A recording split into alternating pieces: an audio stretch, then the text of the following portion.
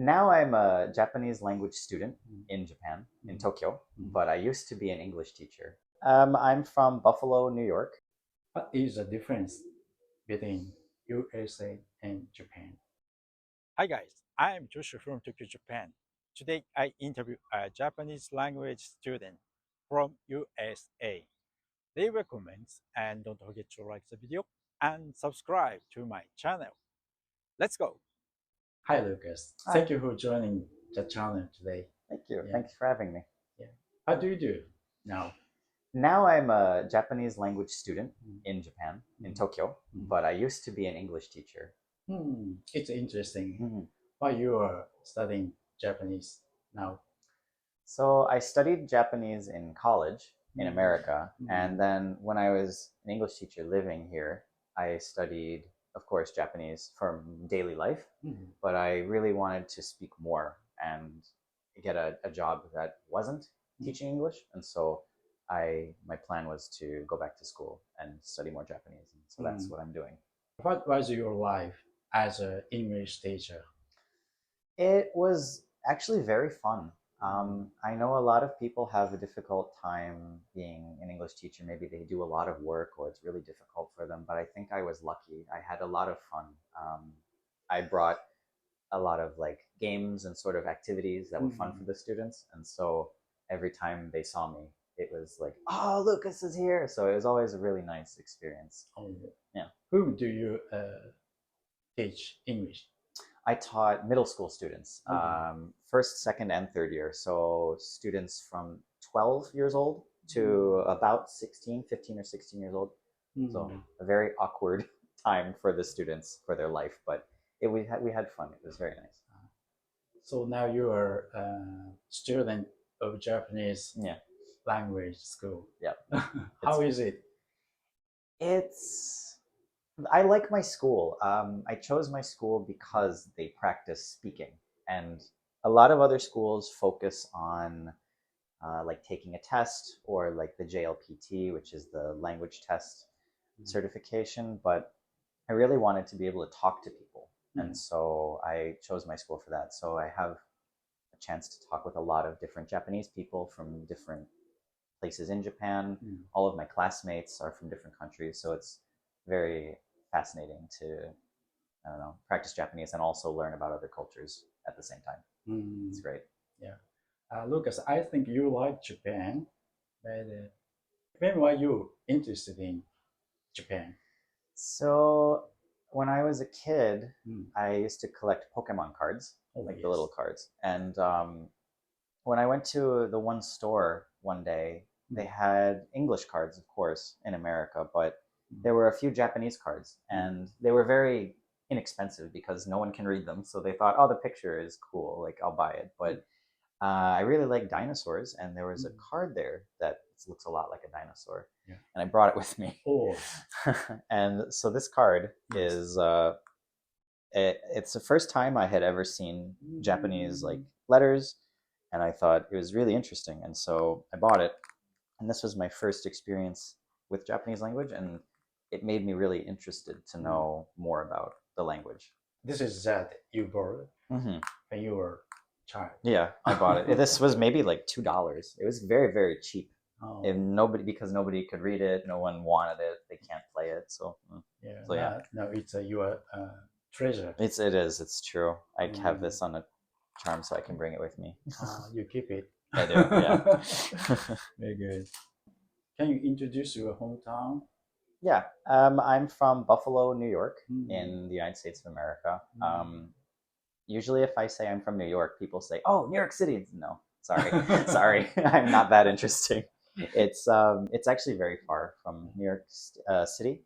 Mm. It's as far as you can be in the same state without like being in a different state. It's so far away. It's Mm. 700 kilometers or Mm. about 400 miles Mm. difference. Mm. It's very close to Canada, so Mm. um, the weather is a lot of snow. We get a Oh, lot of snow, oh, I see. like maybe like Mm. Aomori, like very Mm. far in up north, like Oh. a lot of snow. Mm. So Mm. Tokyo snow is no problem for me. This much is no problem. Um, Yeah. It's famous for a lot of sports teams. Mhm. American football team, the American football team, the Buffalo Bills, they're very Mm. popular. Buffalo wings, the food comes from Mm. Buffalo, my hometown. What else? It's not a small city, but it's a city. It's about 4 or 500,000 people. So Mm. it's definitely not as big as New York City, which is Mm. about 8 million. But it's not like a town or a Mm. village. It's a city. Okay. How about your family? Do you have any brothers or sisters? Oh no, I'm an only child. Mm. Just me and my mom and my dad. Mm. And actually, when I first saw the Pokemon card, Mm. I had a lot of experience hearing other languages when I was a kid. My mom speaks Russian, Mm. and my dad speaks a little bit of Arabic. Mm. He's Lebanese. But when I was a kid, my mom tried to teach me Russian, and I didn't. I didn't want to learn, and now I'm sad about it. I wish I had learned, but Yeah. and then in school I studied French, and Mm. so I had French and Russian and Arabic and Japanese. The first time I heard it Mm. was very different. Mm. I thought, wow, this is such an unusual Mm. language. So that was another reason. After finding this card, Mm. I don't know what this it sounds like, right? It just looks interesting. But Mm. when I heard Japanese, I thought, oh, yeah, I want to study this. It's interesting. Mm. I see. Mhm. So what brought you to Japan?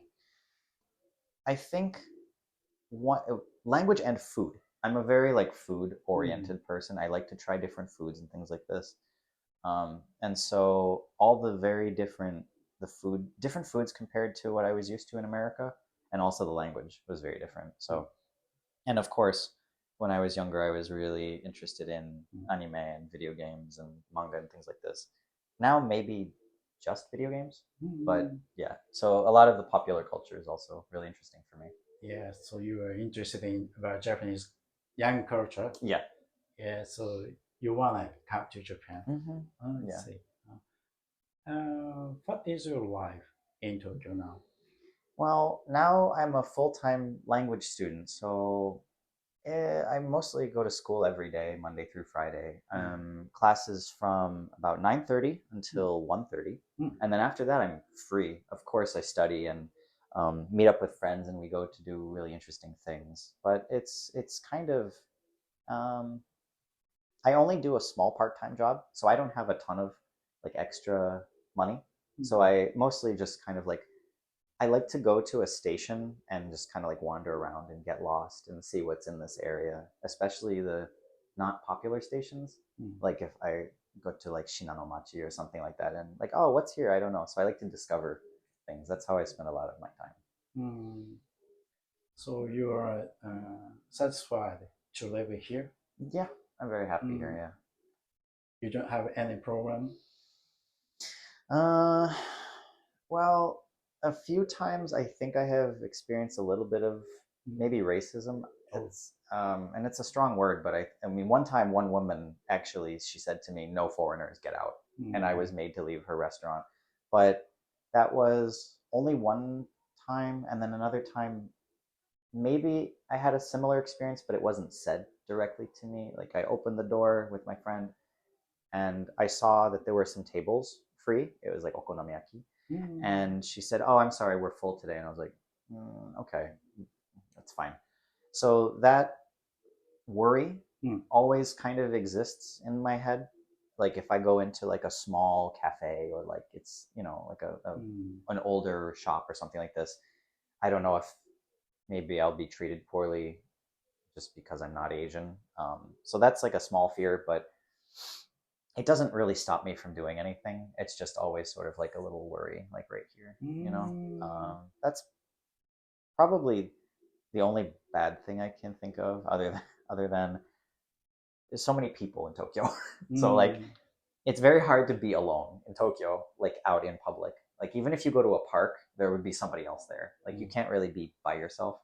But that's some people don't want that, but for me I would like sort of to be outside and somewhere just alone.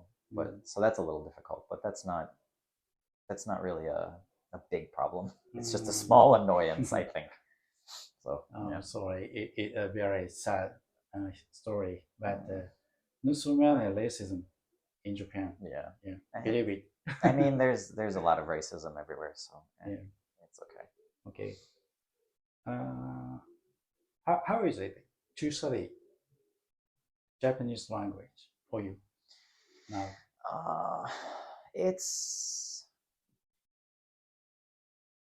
it's been Difficult? very difficult because Mm, everyone has a different way to study language, and I think it's taken me a long time to figure out what's good for me.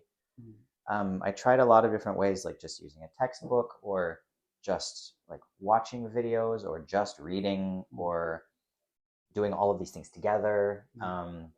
What I found out works best for me is actually just having conversations with people, because when I hear words, I remember them. It stays in my brain a lot longer. But to get to the point where you can have a conversation is the hard part because if you come to Japan and you speak zero Japanese, you can't just start talking. It won't. You can't. So getting to this point was kind of the hard part. But now I feel, since I'm in Japan and in language school, like a conversation language school, I've improved a lot. So it was difficult, and now I think it's easier. mm, Like I feel like the progress was like very very slow, and now it's like huh, like jumping, more. mm. How about kanji? I love kanji. You love I love kanji. kanji. Yeah. Uh, I went to art school from elementary school until high school in the Mm. United States, and it was all different kinds of art. There was photography, drawing, painting, sculpture with like clay, so all computer design, like all of these different things. And it was just a public school. But I think the fact that I spent so long looking at shapes of things and like trying to make sense of the shape of something, that kanji is not easy, but I think I can make stories out of the kanji easier for myself, and I can make connections like, oh, I see this radical is, oh, this one means person, so this one also means person, and somehow the shapes can make more sense to me. I know a lot of my classmates who are not like from China or Taiwan, a lot of them hate kanji. Like they just Ooh. like, it's so hard. I don't care about it. I don't care if I can't read. Like it's Mm. fine. But yeah, no, I like kanji. Mm. Igaito. Surprisingly. So you can read kanji in the city. Yeah.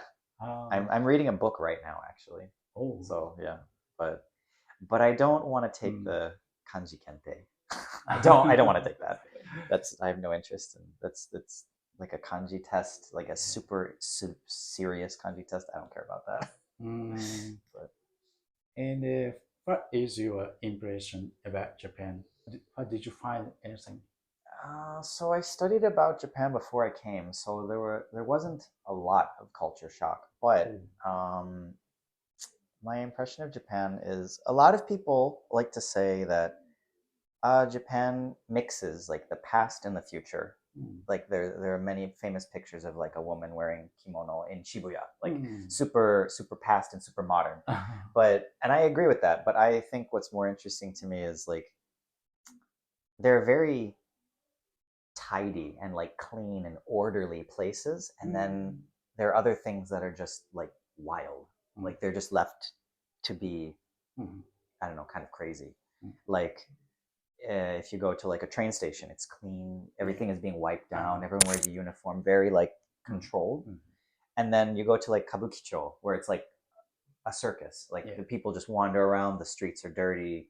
It's very interesting how, I don't know, it seems like the Japanese society has like compartments for all of this. It's very fascinating to me, and none of it's negative. It's just how I think about Japan. It's very fascinating to see the like line of like, oh, okay, this is this zone, this is this zone. It's very fascinating to me. Okay. Next question is a little bit difficult. What is the difference between USA and Japan? It may be easier to say what is not the same, or like they're very different countries. Probably the most discussed point would be, in Japan, you always, I think people tend to think about like the group, like, oh, I have to act this way because of the group, or like we're gonna make this decision as a group. You Mm. know, we all have to agree. Mm. In America, I feel it's very individualistic. Like, I make my decision, it's for me. I don't Mm. really care what you do. And of course, this is both points of view Mm. are important to a certain degree, right? Like, you need to think for yourself. So maybe sometimes Japan is bad at that, but also I think in the US people need to consider other people as well. Like, you can't, we have a phrase in English that is no man is an island, which means you can't exist by yourself. Like, there are people around you, you have to care about others. So I think that's a really big difference between the United States and Japan. Maybe a more fun one would be the food culture. Yeah, tell me. Japanese food culture, I feel, is very. They come up with a lot of really fascinating foods and like ideas that I would have never come up with, and they're always very limited foods. Like, they are out and available for maybe 2 or 3 weeks, and that's it. Like, they're gone.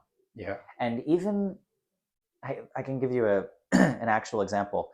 There was a mint chocolate ice cream that I really liked. I think 2 years ago, and it was at like a convenience store. And just a little ice cream with the scoop right in the spoon. Very simple, and it was really delicious.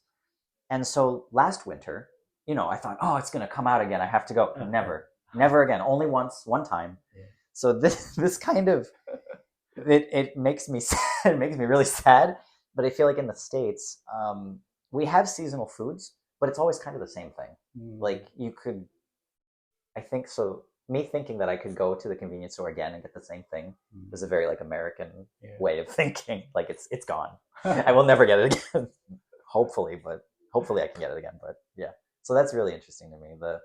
The seasonal food culture in Japan is good and bad. So yeah. Okay. So how about food?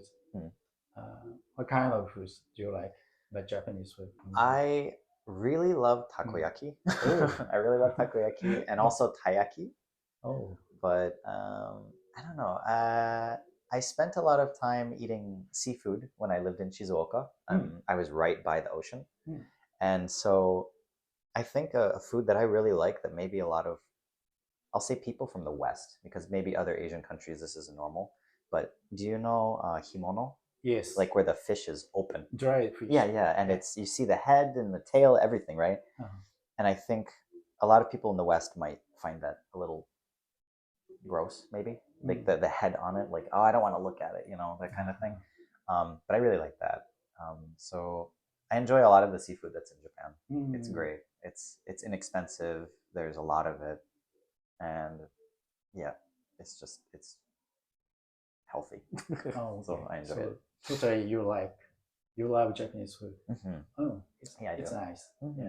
Especially now that it's cold, I have nabe often. Oh, yes. I love nabe. It's so easy. Just put the vegetables and the meat and the fish and the broth, and then cook it, and it's done. It's so easy. It's hot pot. Yeah, exactly. Hot pot. It's great. It's wonderful. Yes. Okay. So, Lucas, what do you do after you finish language school? So my plan. So I have a student visa for 2 years, and that's like the limit. So after 2 years, you either have to like get a job or, of course, leave Japan. My visa is done in March next year. So this next semester, I will go to school, but I will also be looking for a job. And so the way my school, they allow it. It's totally normal. You just show them, for example, oh, I have an interview tomorrow. You receive the email.